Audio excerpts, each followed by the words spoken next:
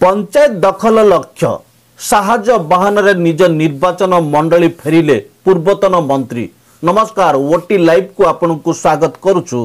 Puri Shankar Behera report OT live.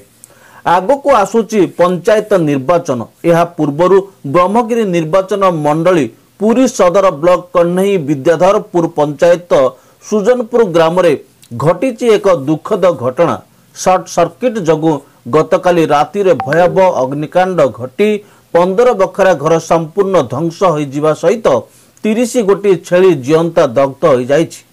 आज पूर्वतन मंत्री संजय कुमार दास वर्मा सुजनपुर ग्रामर अग्नि विपन्न परिवार कुमर सेठी, भ्रमर सेठी, जुगल सेठी, सुबल सेठी, त्रिनाथ सेठी, सुदाम सेठी, प्रभात सेठी, माधई सेठी, चरण सेठी, नारायण सेठी, कैलाश सेठी, फूल सेठी, रविंद्र नायक, छवि नायक और संतोष नायक को भेटी आश्वासना देवा सहित समवेदना जणाइछंती।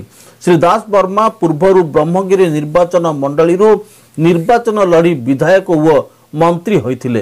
हेले 2024 निर्वाचन रे ब्रह्मगिरी परिवर्ते सत्यवादी निर्वाचन लड़ी परास्त हेबा परे पुणी ब्रह्मगिरी कथा मने पड़िछि बोध हुए बोली लोके चर्चा करुछंती।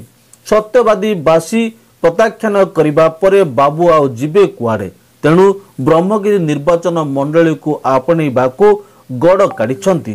ए दुखद समय रे श्री दास वर्मा क्षतिग्रस्तंक पाखरे पहुंची समवेदना देवा सह नित्य व्यवहार्य जिनिष चूड़ा, बिस्कुट, चाउल, डाली, पाल, सुखिला खाद्य और आर्थिक सहायता जगाइबा सहित समस्त प्रकार सहाय्य करा जिबा पाई प्रतिश्रुति दैछंती।